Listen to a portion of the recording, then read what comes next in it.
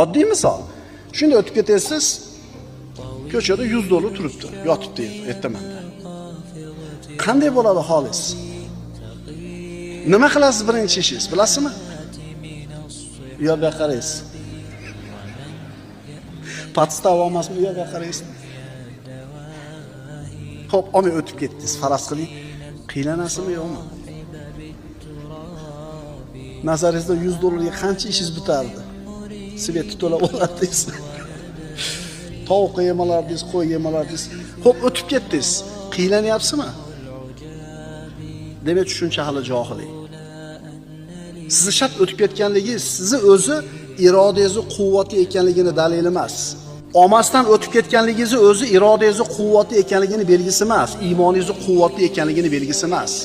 O'tib ketsangiz ham quvvatsizmi? O'tib ketsangiz ham quvvatsiz. Agar o'tib ketib siqilayotgan bo'lsangiz, siz e'tiqodingizda nima edi? Bu birodar puli bu.